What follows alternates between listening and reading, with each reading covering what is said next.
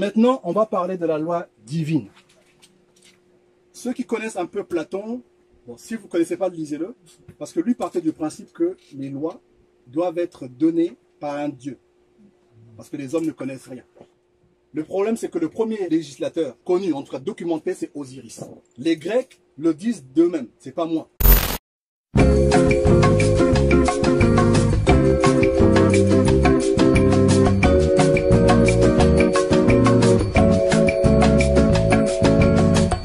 Il a donné aux gens d'abord l'agriculture. Mais ici, l'agriculture, c'est intéressant parce que quand on dit l'agriculture, c'est les sciences. Parce que tu ne peux pas faire l'agriculture, déjà si tu n'as pas les outils, et si tu n'as pas la maîtrise du temps, d'accord, de l'astronomie, tout ça. Donc on dit agriculture, c'est plein, c'est complexe en fait. Donc c'est les sciences. Osiris va nous donner les sciences et il va nous apporter les lois. Donc cette idée déjà, elle est kamite. Bon, ce qu'on va faire, nous, on va utiliser la pensée des Africains. D'accord? Ici, je vais utiliser les pygmées. Donc ici, vous avez un monsieur qui est belge en fait, et qui a essayé de se documenter sur la pensée des pygmées qui ne sont jamais entrés en contact ni avec le christianisme, ni avec le judaïsme, ni avec l'islam. Donc ils sont dans la pensée africaine pure. Et il a voulu en savoir un peu plus. Et il a écrit là-dessus. Et on va lire, et on va essayer de comprendre. Au début, disent les Pygmées, Dieu a vécu avec les hommes et leur a donné ses commandements. Comme Thoth et Osiris, le législateur ancestral Éphée est représenté comme l'inventeur de tous les arts et de toutes les sciences. Cet art et ces sciences comprenaient l'astronomie, la botanique, la médecine, la musique, la zoologie, dont les restes ont probablement été transmis d'âge lointain et transportés avec les migrations hors d'Afrique. Donc, les pygmées ont un législateur. Ces gens ne sont jamais rentrés en contact avec la Bible et tout ça. Mais eux, ils vous disent qu'il y a une divinité qui les a donné une loi.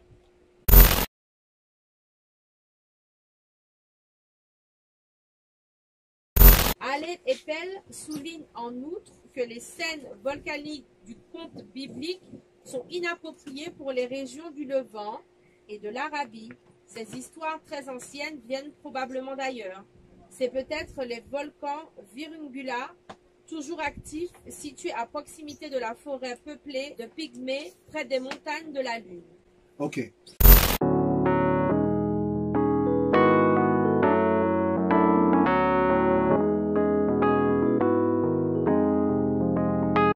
Ici, ce monsieur, qui est un anthropologue, d'accord, qui étudie les cultures des gens, se rend compte qu'il y a une similarité entre le législateur des Juifs et le législateur des Pygmées. D'accord? Et il se rend compte que par rapport à ce qu'on décrit dans la Bible, les montagnes, les volcans, ça ne correspond pas. Parce que là-bas, il n'y a pas de volcan actif. Tu vois? Ça serait plus vers le Congo. Et ils disent que vu qu'eux, ils sont très anciens, ça se trouve que cette histoire d'un législateur nana, ça viendrait peut-être d'ici. C'est ce qu'il dit. Ok? Voilà, c'est tout.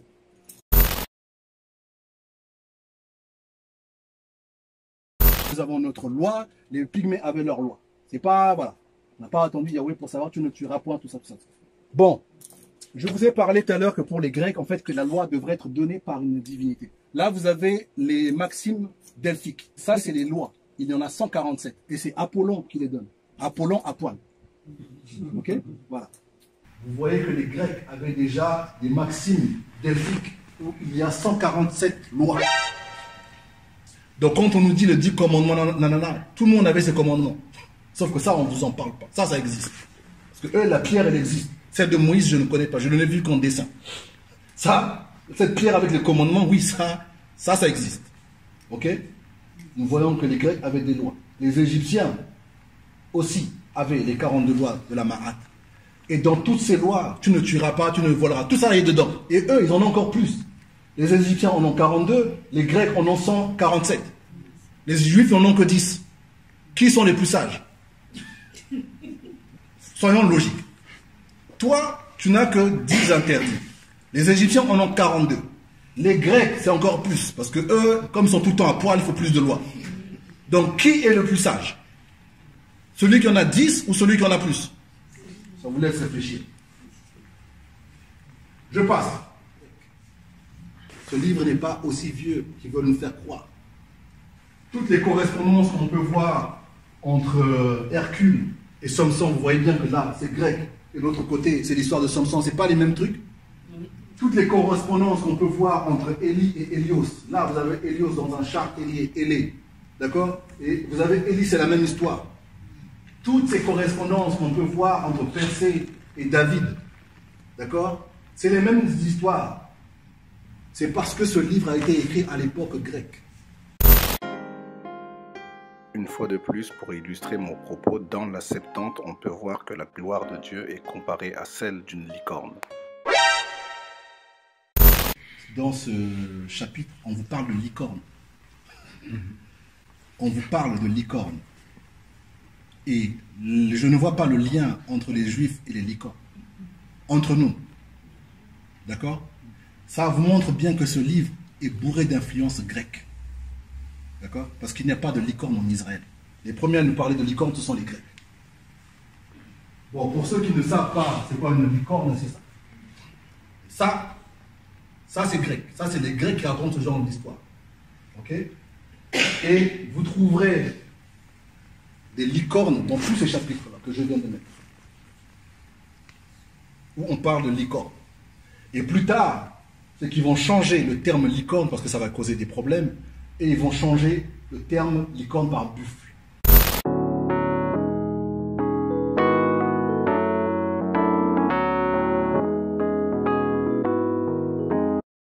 Donc dans les Bibles d'aujourd'hui, là, ils ont changé le terme licorne par buffle.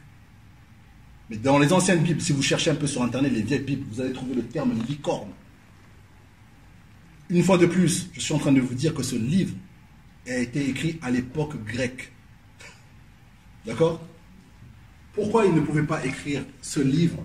Parce que écrire un livre, c'est une technologie. Et cette technologie n'était connue que par les Africains. Aujourd'hui, vous pensez que écrire un livre, c'est facile. Mais écrire un livre, c'est d'abord faire du papier. Et faire du papier, c'est une science. On ne parle pas juste d'écrire, mais il faut avoir le doigté pour la calligraphie. Tout ça, là, c'est pas du n'importe quoi. Et quand tu te trompes, eh ben, faut tout refaire. Donc ici, c'est des gens, ils font que ça, c'est leur métier. C'est vraiment une technologie. Et cette technologie, il n'y avait que les Africains. Non seulement il y avait l'écriture, mais le papyrus aussi. C'est une technologie, parce qu'il faut produire ça. Et il n'y avait que l'Afrique qui était capable de faire ça. Donc ils ne pouvaient pas avoir de Bible chez eux. Là-bas, on fait des trucs avec des pierres.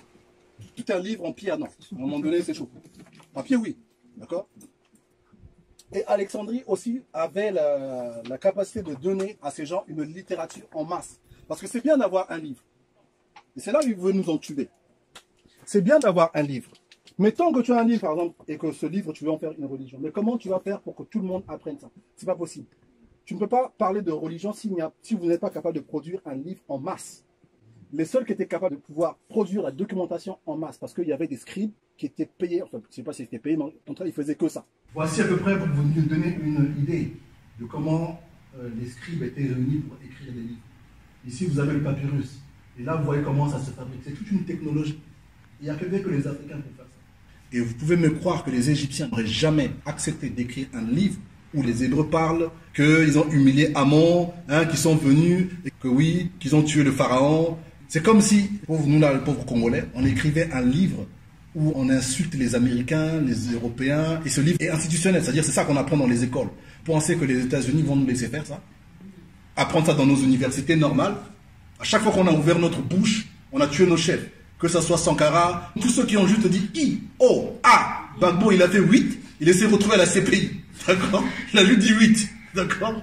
Donc, c'est pour vous donner le tempérament. Ce livre, s'il y avait un livre qui traitait mal, parce que c'est ça la Bible parle mal des Africains, en disant que nous on a été maudits, la malédiction de Cham, tout ça, tout ça, tout ça. Si les Égyptiens étaient au courant de ce livre, alors que c'était la puissance mondiale, on n'aurait même pas, nous autres là, on n'aurait même pas su qu'il y avait un livre qui s'appelle la Bible. Parce qu'il l'aurait déjà éliminé. Ce livre n'aurait jamais existé. La seule façon pour que ce livre existe, c'est parce que les Africains n'avaient plus le pouvoir. Et ceux qui avaient le pouvoir sont les Grecs et leurs alliés juifs. À ce moment-là, comme ils ont fait pote, ils peuvent avoir leur documentation. C'est ça qui explique le comment du pourquoi. Je ne sais pas si vous comprenez ce que je veux dire. Hein? Maintenant, je vais vous donner une idée de comment ce copinage va se faire. On va essayer d'en savoir plus entre les relations entre les Juifs et les Grecs. D'accord? Ça va nous aider à comprendre comment ils vont obtenir leur Bible. Ça c'est de la connaissance générale. Donc sur Wikipédia, vous pouvez taper juste lire. D'accord? Essaie de nous donner un passage de ça, s'il te plaît. Alors, les soldats constituent une partie importante de la communauté juive d'Égypte. Attendez. Donc, madame vient de me dire que c'était des soldats. D'accord? Je vous ai dit qu'à chaque fois qu'on a des relations avec eux, ils sont toujours du côté des méchants. Ils étaient du côté des Perses. Et là, qu'on est attaqué par les Ptolémées, et que les Ptolémées dirigent, ils font copain-copain, et c'est toujours des soldats. À Éléphantine, c'était des soldats.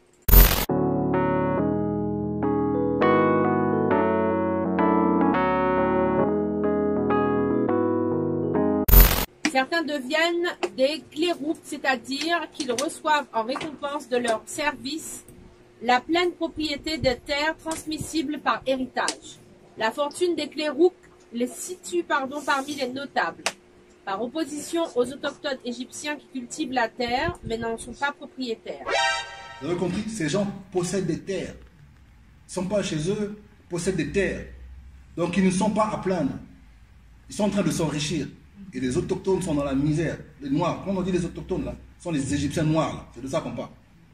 Ok, continue. Donc la fortune des cléroupes les situe parmi les notables par opposition aux autochtones égyptiens qui cultivent la terre mais n'en sont pas propriétaires.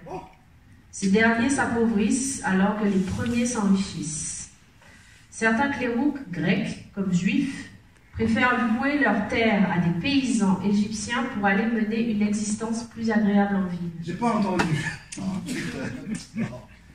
Certains cléroupes grecs, comme juifs, préfèrent louer leurs terres à des paysans égyptiens pour aller mener une existence plus agréable en ville. Stop, Didier. Ça va m'énerver.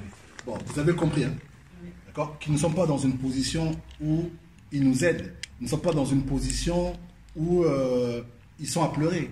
Ils sont avec les oppresseurs. Ils font pote-pote.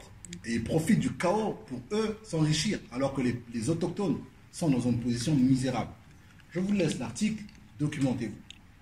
C'est important qu'on sache ça. Je passe. Parce qu'on a beaucoup de choses encore. Ici, vous avez Alexandre qui est un grand prêtre et roi de Judée. Et vous le voyez, le gars il s'appelle Alexandre. Un nom grec. En mémoire d'Alexandre le Grand. Et vous voyez qu'il a des cornes. Vous voyez bien? Hein? C'est pas mon Bali qui raconte des bêtises. Je passe. Vous voyez Alexandre le Grand. Lui, c'est Alexandre le Grand. Lui aussi s'appelle Alexandre, roi de la Judée. Est-ce qu'ils sont avec nous? Est-ce qu'ils sont à plaindre? Non. Ils font du business. Tout marche bien pour eux. Pas vrai? Ici, ce que vous voyez, c'est le chêne. On appelle ça un chêne. Et le pharaon met son nom dedans. Et quand il met son nom dedans, il est en train de vous dire que tout ce qui est touché par le soleil est sous sa domination. Parce que lui, il est le Dieu incarné sur terre. Donc la plante, ton téléphone, c'est touché par le soleil, eh bien, c'est moi qui domine ça. Parce que moi, je suis le fils de Ra. D'accord? Et eux, quand ils vont être des pharaons, ces Grecs-là, les Africains vont refuser de mettre leur nom dans les chaînes. C'est pour ça qu'on va se retrouver avec plein de chaînes vides. Parce que les prêtres ne voulaient plus. Il y a certains qui ont collaboré. Mais en tout cas, à cette époque-là, c'est là où on va en trouver beaucoup. Quand on va demander au prêtre de mettre le nom, le prêtre va dire « Demain, j'ai mal au bras. Demain. » Et ils ne vont jamais faire. C'est pour vous montrer à peu près la situation qui se passait, quoi. Ok? On va passer. Ah, pour le frère, je te conseille ce livre. Parce que ce livre va te donner une idée générale des Égyptiens, comment ils vivaient. Ça veut dire que dessus, tu as plein d'histoires.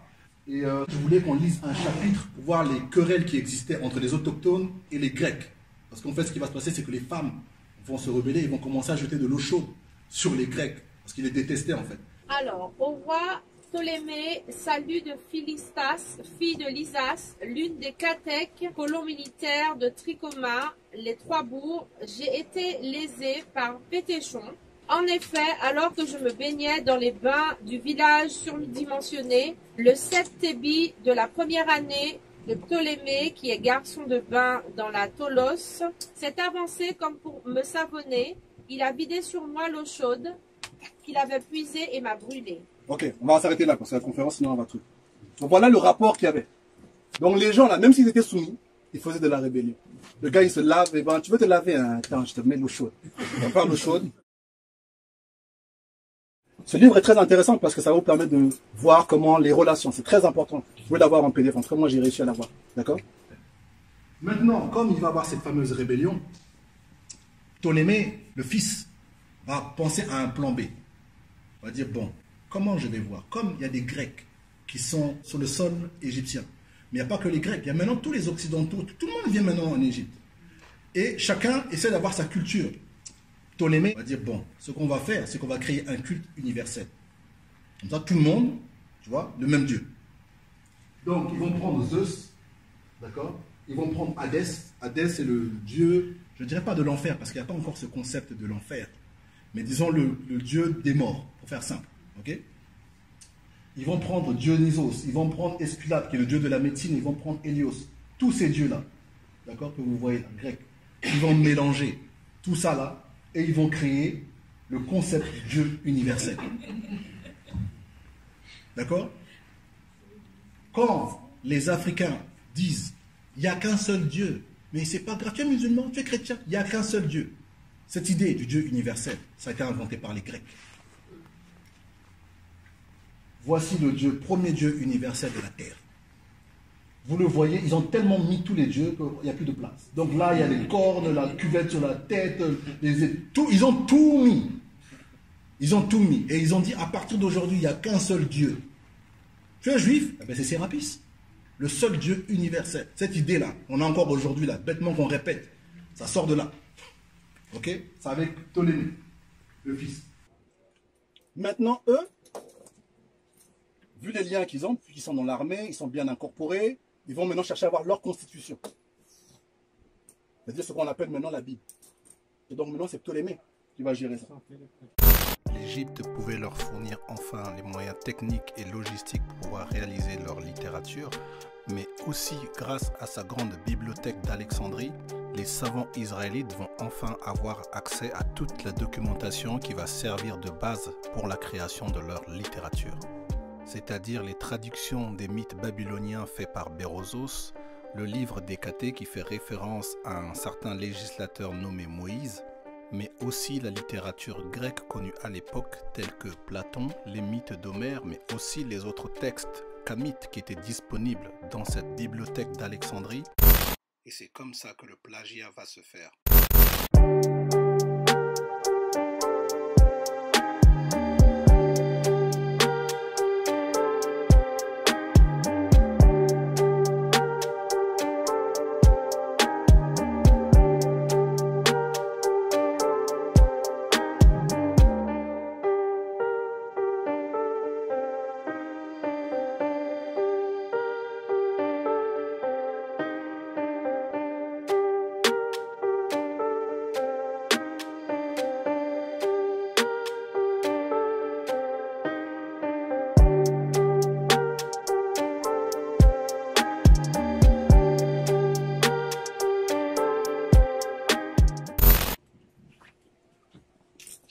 Le terme Torah, pour nous, Kamites, on n'accepte pas. Bon, il faut qu'on revienne par rapport aux réalités de l'époque. Il ne faut pas qu'on sort les choses de leur contexte. D'accord?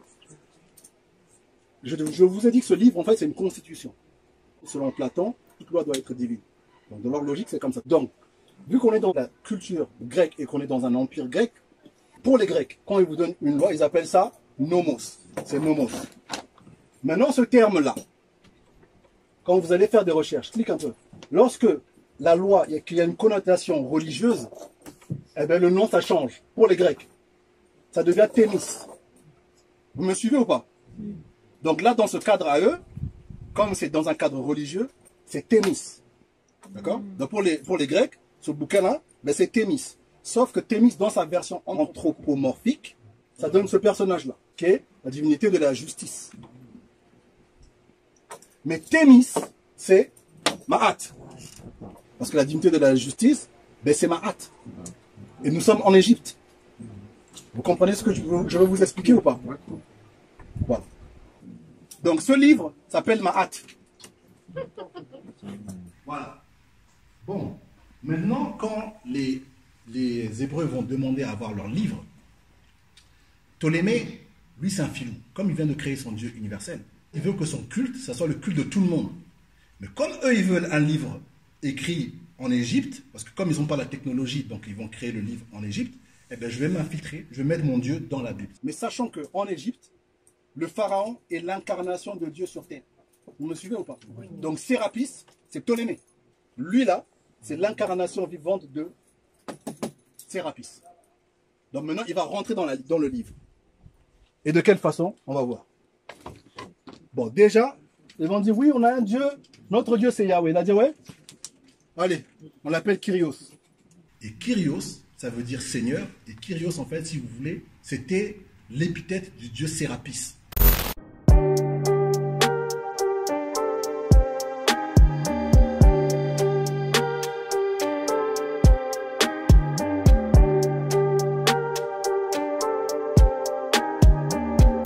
Quand tu es en Égypte, que tu es grec, à l'époque, tu dis Kyrios, tout le monde a compris que c'est Sérapis, c'est pas Yahweh.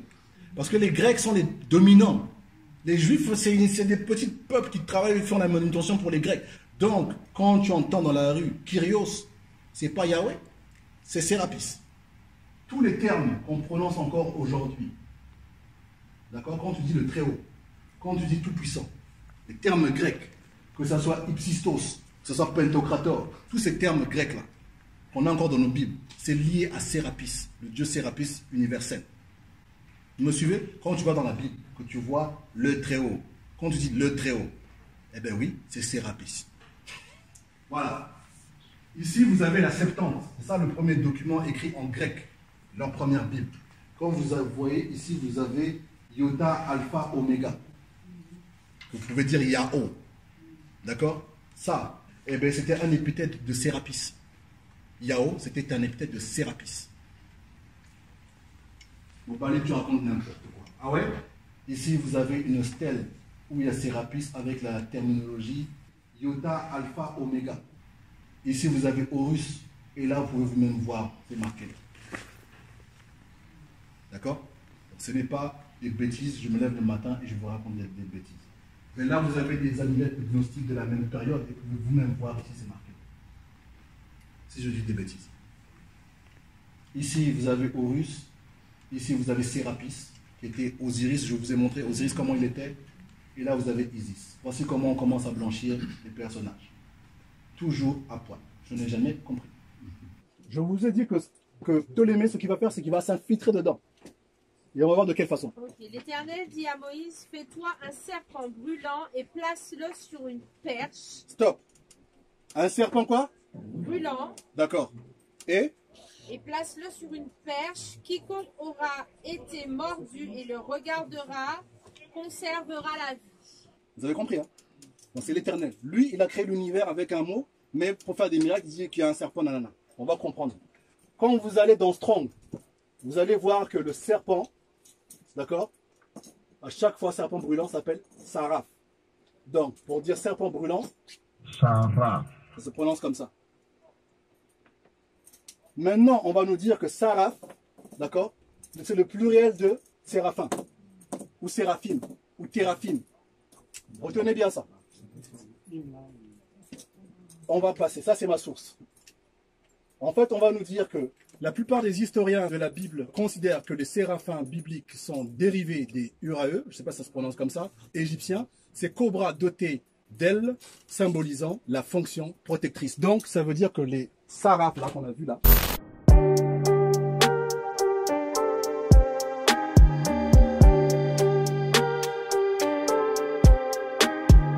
c'est dérivé des serpents égyptiens, les cobras là.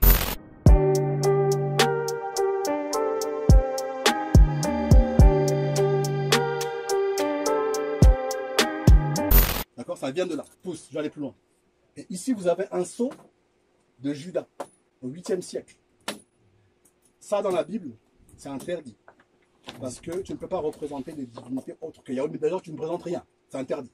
Mais au 8e siècle, vous voyez qu'ils ont des sceaux. C'est-à-dire que leur roi, leur dirigeant, c'était ça le sceau. Comme vous avez le sceau de la mairie, eh ben, chez eux, c'était ça. Et ça, c'est Kamite. Vous comprenez? Si vous prenez le dictionnaire de ce monsieur-là, on va vous dire que l'idole des Égyptiens appelés Sérapis est la même chose que les Téraphim ou Séraphins des Hébreux. Oh oh, vous avez compris ou pas? On passe. Donc, voici Sérapis de Séraphin. D'accord? Voilà. Et maintenant, dans Nombre, quand on nous dit que oui, qu'il va mettre un serpent et que celui qui va regarder le serpent va guérir, vous allez comprendre pourquoi le serpent l'a guéri. Donc ce serpent-là, qui guérit les gens, D'accord? On va comprendre pourquoi. Déjà, lorsque vous allez au mont Nebo, en Jordanie, vous allez voir ça. Ça, c'est censé représenter Jésus. Pourquoi? Parce que dans Jean 3, 14, 15, comme Moïse éleva le serpent dans le désert, il faut de même que le Fils de l'homme soit élevé, afin que quiconque croit en lui ait la vie éternelle. Donc ça va devenir le symbole chrétien. Symbole de Sérapis. Va devenir le symbole chrétien. D'accord? Vous allez comprendre. Donc ça, là, ce serpent-là qui guérit les gens, on va comprendre pourquoi ce symbole-là est comme ça. Déjà, nous, on a compris que ça, c'est Camille. Vous voyez là? Ça et ça. Caducé. D'accord? Pourquoi? J'ai dit qu'on a tout réuni. Donc Sérapis c'est maintenant Asclépios. C'est Esculape. D'accord? Le dieu de la médecine. C'est pour ça que le serpent guérit. Voilà. Mais ce symbole-là, Sérapis. Quand tu vas à la pharmacie qu'on te guérit, il faut dire merci Sérapis. D'accord? Voilà. Vous voyez les gens? On est en train de les guérir. Et vous voyez Esculape là, en haut là, vous voyez, non? Ok. Donc Sérapis, maintenant ça va devenir ce serpent là. Et vous le voyez là. Là vous voyez c'est Isis. Là on va dire Hathor. Et là vous voyez Sérapis. Et là vous voyez Sérapis, le serpent qui guérit. Donc ces symboles là. Ambulance. D'accord? Quand tu es chrétien, tu te dis ouais, eh ben, va pas à la pharmacie. Parce que mon pote c'est Sérapis. Va pas, ta femme quand elle accouche, qu'elle a des problèmes, va pas à la pharmacie. Ok? Bon. Maintenant, on va attaquer un peu ce chapitre. Pourquoi? Parce que souvent nos frères islamisés, chrétianisés, tout ce que vous voulez, vont vous dire oui, votre Dieu ne fait pas des miracles, tout ça là. Là, je viens de vous expliquer que Sérapis est un Dieu créé de toutes pièces. Mais quand on va aller fouiller la documentation des gens contemporains, ben, ce Dieu-là faisait les miracles. Il ressuscitait les morts. Je vais laisser Didi lire ça. Parce que j'ai pas envie que ça sorte de ma bouche. Écoutez bien. Didi lit un peu fort, comme ça vraiment on va entendre. Alors, Sérapis donne à des matelots de l'eau potable en pleine mer. Il ressuscite les morts. Attends. Il ressuscite les morts. Tu vois les retombées? Ah, c'est compliqué, hein, la vie, hein? Donc Jésus, lui, il transforme de l'eau en vin. Lui, il va dans la mer et l'eau là, il enlève le sel. Donc lui, c'est 4 fois plus. Parce que Jésus, c'est des petits miracles à la con. Sérapis, lui, c'est l'eau de mer, il fait de l'eau douce. D'accord? Normal. Vas-y, passe. Les livres sacrés, dit Aristide, sont pleins de récits, de prodiges semblables. Sur les places publiques, dans les ports et dans les villes, on ne s'entretient pas d'autre chose. Sérapis rend la santé à des malades que les médecins désespéraient de sauver. Il délègue même ses pouvoirs surnaturels à quelques mortels privilégiés. Lorsque Vespasien guérit, devant le peuple d'Alexandrie, un aveugle et un paralytique, c'est le Dieu qui lui communique tout à coup sa bienfaisance influence. Ce jour-là, l'empereur représente sur la terre le maître de l'univers. Donc vous venez d'entendre que ce fameux Dieu créé par les Grecs de toutes pièces guérit des gens qui ressuscitent, des personnes qui changent l'eau de mer en l'eau douce. On tous ont compris ça. D'accord? Pourquoi je dis ça? Parce que ce personnage, les Grecs auraient inventé Coca-Cola et qu'ils auraient dit à partir d'aujourd'hui Coca-Cola c'est un dieu, ça aurait donné les mêmes résultats. Il y a ce qu'on appelle l'effet placebo. Tu as une diarrhée, tu vas voir le médecin, tu vas en arrêt maladie, lui il te regarde, il sait que tu n'as rien fait. D'accord? Il va te donner des tic-tac, tu rentres à la maison, tu prends les tic-tac et bizarrement tu te sens bien. Pourquoi? Parce que ton cerveau, le fait d'aller faire la queue, t'asseoir, voir une personne en blouse blanche, écrire du n'importe quoi, te donner une ordonnance, d'accord? Ton cerveau a l'impression qu'on vient de faire quelque chose. Et quand tu vas prendre tes tic-tac, eh ben, ça t'a guéri. D'accord? C'est ça. Quand nos Africains, là, ils se roulent par terre, qu'ils prient, qu'ils truquent, machin, qu'ils se sentent mieux, c'est juste l'effet placebo. Il y a aussi un autre effet pour les gens qui sont un peu curieux d'étudier ce qu'on appelle les égrégores. Je ne sais pas si vous connaissez un peu. C'est les mêmes choses. Ça s'appelle aussi le pouvoir de l'intention. Et comme les Africains, on est les champions pour être dans l'émotion, rouler par terre, d'accord? Eh bien, il ne faut pas être étonné. Bon, c'était juste un petit parallèle. Parce que les gens ont pour excuse, oui, Jésus m'a guéri. Non, c'est ta tête. Tu viens de te guérir toi-même. Parce que Jésus, il n'est pas plus efficace que l'aspirine. L'aspirine fait beaucoup plus de miracles que les miracles de Jésus. La preuve, il ressuscite un gars et le gars finit par mourir. Ça, c'est pas un miracle. Ça s'appelle la stupidité. Parce que s'il a ressuscité, c'est pour qu'il ne meure plus. Donc il serait éternel. Le discours qu'on vient d'entendre sur les miracles de Sérapis, si vous voulez en savoir à l'époque grecque comment ça se passait en Égypte, tout ça là, c'est des livres qu'il faut lire. D'accord? Donc le frère, j'espère que tu as pris la référence et la page qu'on vient de lire. Les Juifs maintenant, ils ont leur Septante. D'accord? Et la Septante, si vous parlez à les théologiens, on va vous dire que c'est la Bible écrite en grec. Mais ils vont trouver l'excuse en disant qu'il y avait déjà une Bible ancienne. Sauf que cette Bible ancienne, lorsque nous avons fait l'archéologie, elle est introuvable. En fait, la première Bible, c'est la Septante. C'est ça, la première. Il n'y en a pas une avant. Parce que celle-là d'avant, ils vont nous dire, ouais, Moïse avait écrit. Non, Moïse n'a rien écrit. Parce que Moïse n'a pas existé. Après, on va dire, on l'a perdu, c'est Esdras. Non, Esdras n'a rien écrit parce qu'il n'y a pas de prolifération d'écriture à cette époque. La seule prolifération qu'on a d'écriture, c'est après la Septante. Ok? Maintenant qu'ils vont avoir ça, Ptolémée, lui, il est gentil. Il va leur donner ce qu'on appelle des proseuques.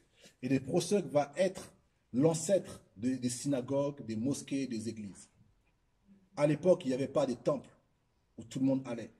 Il y avait ce qu'on appelle aujourd'hui les temples, en tout cas pour les Égyptiens, c'était des universités. On ne faisait pas que prier, on étudiait plein de choses. La nature, l'air, tout ce que vous voulez. Et c'est ça que les Grecs vont prendre, les Aristote, les Pythagore, tout ça, c'est ça qu'ils vont venir étudier. D'accord? Et les gens, en fait, ils avaient chez eux des endroits où prier leurs ancêtres, faire leur culte. Maintenant, Ptolémée, ce qu'il va faire, c'est qu'il va donner l'opportunité à créer des assemblées où les gens, comme nous, là, on se regroupe, on nous met dans une salle et on fait ce qu'on veut. Donc, ils vont appeler ça les proseuques. Et c'est ça qui va donner plus tard les églises, les synagogues, les machins. Ça vient avec les Grecs. C'est un cadeau des Ptolémées. Mais pourquoi? Parce que Ptolémée, lui, il fait ça parce qu'il sait qu'il a un culte et il veut introduire son culte chez les autres. Donc il leur facilite, il leur donne des petits cadeaux. C'est ça. Et eux, ils vont tellement admirer ça que dans les procès, ça c'est pas moi, ça c'est tout que vous pouvez vérifier vous-même. Je vous ai mis les références et ça c'est des dédicaces. Donc ils remercient Ptolémée d'avoir donné ça comme cadeau. Ok?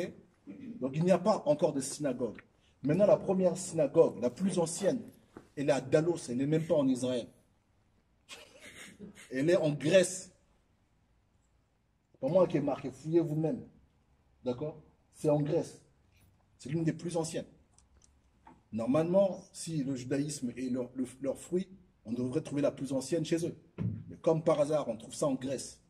Et ce qui va être l'ancêtre de la synagogue, ça aussi c'est à Alexandrie, sous la domination grecque. Donc ce sont les Grecs qui dominent et qui gèrent. D'accord? Vous avez ici, en Jérusalem, c'est l'une des plus anciennes dédicaces.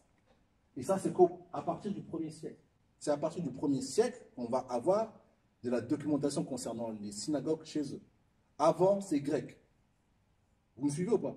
Oui. Voilà. Le terme synagogue en lui-même n'est même pas un terme hébreu, c'est grec. Donc c'est pour ça que tout ça là, toutes ces histoires-là, c'est pas avant, c'est avec les Grecs qui vont profiter du pouvoir des Grecs pour maintenant, eux, avoir leur littérature.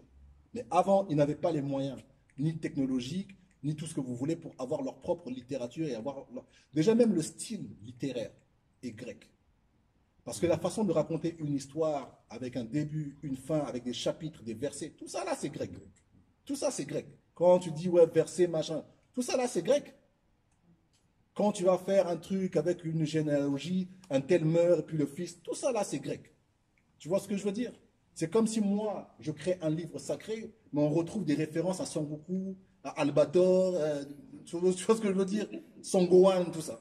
Mec, c'est que j'ai regardé trop de mangas. Tu vois? Bon. Maintenant, là, vous avez Philon d'Alexandrie. Lui, pour la Septante, il va dire que c'est une œuvre inspirée de Dieu. Pour les Juifs de l'époque, ils ne vont même pas renier tous les trucs que j'ai parlé de Sérapis. Eux, ils vont kiffer. Parce que les Grecs avaient mis le paquet dans cette littérature. Comme dans la bibliothèque d'Alexandrie, il y avait tous les livres et qu'ils vont faire pote avec les Ptolémées. C'est comme si moi, là, aujourd'hui, je vais créer un film, on va dire, et je vais aux États-Unis et je vais à Hollywood, là où on fait tous les films. Et on me dit, écoute, toutes les archives là, tu as le droit, tu peux regarder. Mais il y a des chances que je fasse le meilleur film de l'année. Parce que je vais te mélanger Terminator plus... vois ce que je veux dire? Terminator plus Matrix plus je sais pas quel film. Et je vais te faire le meilleur. Parce que j'ai toutes les sources. C'est ça qui s'est passé. Quand ils vont rentrer à Alexandrie et qu'il y a déjà toutes les histoires qu'on a vues là, du déluge, toutes les histoires que racontaient les Sumériens, la création du monde avec le personnage qui est créé avec l'argile, tout ça là. Quand tu vas écrire ton livre, tu as toutes ces histoires. Tout ce que tu as à faire, c'est copier, coller, rafistoler, corriger, et tu crées ta Bible. Voilà ce que je veux dire. Et donc, les Juifs de l'époque, pour eux, c'est vraiment une œuvre inspirée de Dieu, quoi. Ils ont vraiment kiffé. Ils ont dit, ah, les Grecs, ils m'ont fait un truc de ouf. Il y a même un personnage, il sépare la mer en deux. Tu vois, ils ont dit, tu vois, pour eux, c'était vraiment un truc de ouf. Tu vois, il y en a un autre, il est avalé par une baleine carrément, quoi. Il a fait je ne sais pas combien de jours dans la baleine. Oh! Voilà, c'est ça qui va se passer. Bon, il dit, est-ce que tu peux me lire un passage de ce livre? Comme ça, on va essayer de comprendre la mentalité des Juifs et comment ils vont percevoir cette fameuse Septante écrite par les Grecs.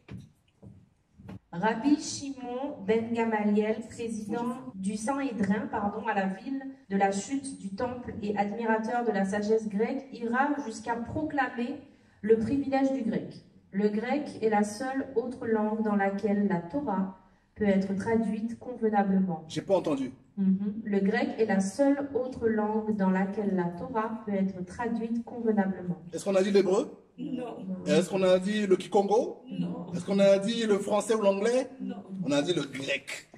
Pour justifier son avis, le Guémara reprend le mot de la Genèse sur la beauté de Japheth. Que Dieu fasse la part belle au beau Japheth et qu'il demeure dans les tentes de chêne. Entendons par là, le grec peut être parlé, écrit et lu par les Juifs. Parlez-vous. C'est pour vous montrer ici, c'est ce qu'on appelle les suceurs. Là encore, on a ça encore en Afrique. Ça veut dire que vous avez des gens en Afrique qui considèrent le français comme la langue officielle, en fait. Ça veut dire que si tu ne sais pas parler la langue du pays, c'est pas grave. Mais ne pas savoir parler le français et dire le à la place de là, alors là, tout le quartier se fout de ta gueule.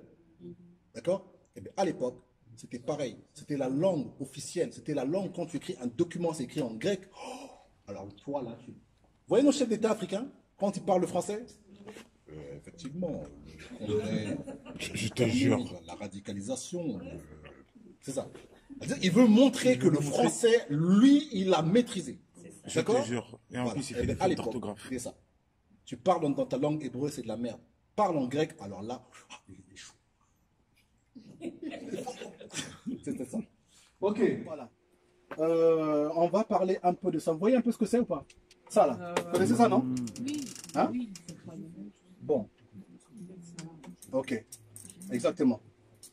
Ça là dedans, en fait, ils mettent des prières dedans. D'accord? Ils mettent des prières, après ils mettent ça sur le front. C'est pour en fait que le SMS aille vite.